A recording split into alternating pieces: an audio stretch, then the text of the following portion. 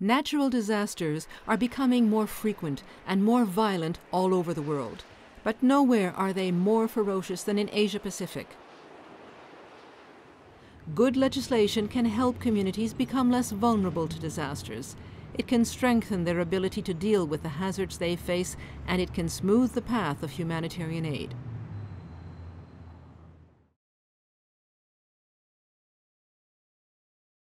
After the 2004 Indian Ocean tsunami, international help, a massive amount of international help, was critical to saving lives and restoring dignity.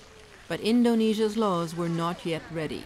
The tsunami experience opened our eyes on humanitarian works that we need to deal with.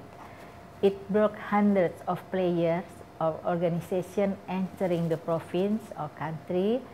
We need to have clear arrangement for them to be able to work and effectively deliver humanitarian aid. Visa delays, customs problems, tax rules, and other hurdles slowed relief.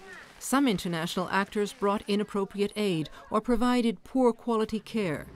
The Indonesian Red Cross, known as PMI, played a key role in advocating for stronger disaster legislation.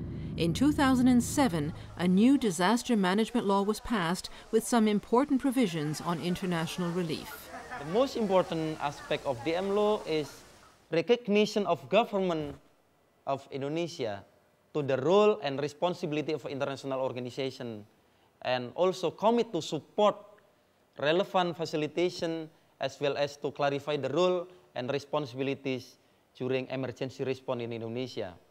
However, more detailed rules were still needed. To help the authorities draft specific implementing regulations about the law's provisions on international relief, PMI was able to call on a new international standard, the Guidelines for the Domestic Facilitation and Regulation of International Disaster Relief and Initial Recovery Assistance, known as the IDRL Guidelines. The guidelines were developed by the International Federation after 6 years of study and consultations with governments and humanitarian agencies. They were unanimously adopted by the states party to the Geneva Conventions in 2007, and it was just what the Indonesian authorities were looking for. It helped us in providing the main points of issues that we should consider in developing the guidelines on the role of international organizations and non-government international organizations in emergency. In 2008, a specific regulation was adopted on international relief, and national guidelines providing more detailed procedures are now being completed, inspired by the IDRL guidelines. Regulation and guidelines also promote and facilitate the international assistance, including entry point, type of assistance, clearance procedure for personnel, goods and equipment, relief distribution, protection and security, as well as monitoring and evaluation. PMI will continue to help as the national guidelines take shape. Indonesian Red Cross, PMI, has been a significant player on disaster management. When we develop legal products, we will need to work with PMI to enrich us with their field experience.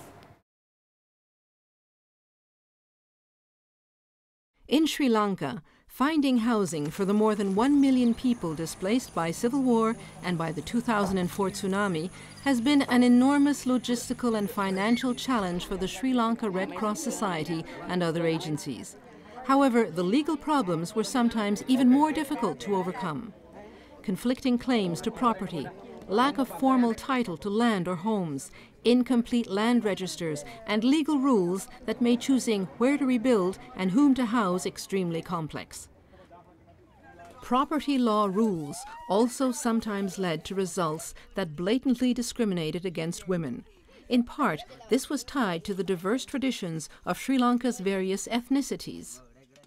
Amongst these ethnicities, there are a number of customary laws. They all depend on the ethnicity and also where they are. So they are quite diversified customary laws, mainly being sometimes a female may not be given the land of her own parents, but may be handed over to the husband. And eventually due to the tsunami, the husband may have passed away, and now a issue was there that these properties goes back to the parents or to a brother of the family instead of the female. In the absence of formal legal solutions, the Sri Lanka Red Cross turned to informal methods to help resolve disputes. At certain places, we were able to bring their consensus, as we have made use of what is called the village councils. So we have made use of these processes whereby all parties are met and discussed in details and then given consideration by the parents or the husbands. We have been able to somehow allow the female-headed household to have the legal ownership of these properties. Like the Indonesian Red Cross, the Sri Lanka Red Cross now advocates for the development of better law to be ready for such issues in the future. Empowering communities to enhance their own safety and resilience is an essential element of risk reduction, and the integration of community and civil society into disaster management makes it far more effective.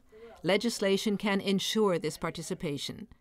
In 2009, Tropical Storm Ketsana devastated the Philippines and drove home the urgency of disaster risk reduction.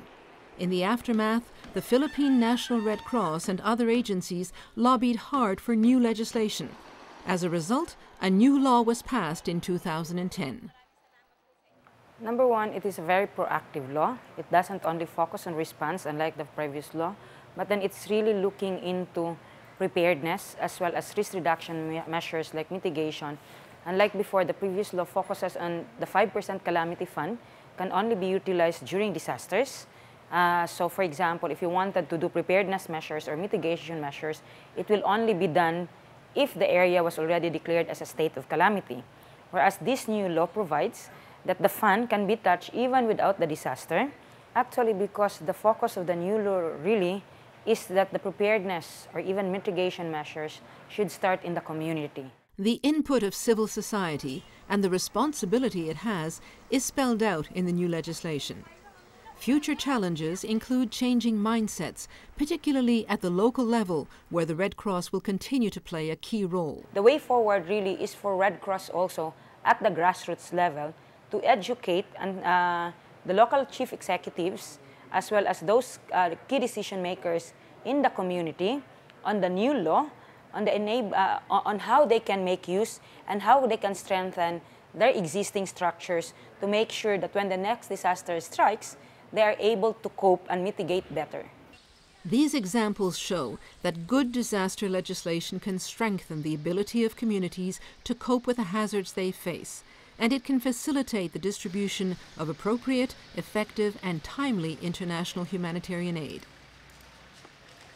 Red Cross and Red Crescent societies in Asia-Pacific are supporting their governments to develop strong laws to facilitate and regulate international relief, reduce legal hurdles to rebuilding homes damaged by disasters, and to activate preventive activities at the community level. We recommend that governments in the region draw on these experiences and collaborate with their national societies to increase their legal preparedness for disasters. I think as a Philippine Red Cross or any Red Cross or Red Crescent institution for that matter, we are better positioned not only because of our principles, but we are always auxiliary to government. And by doing so, this as our strength and our aim in working together is to build a strong and resilient community who are able to cope and mitigate the disasters that they face.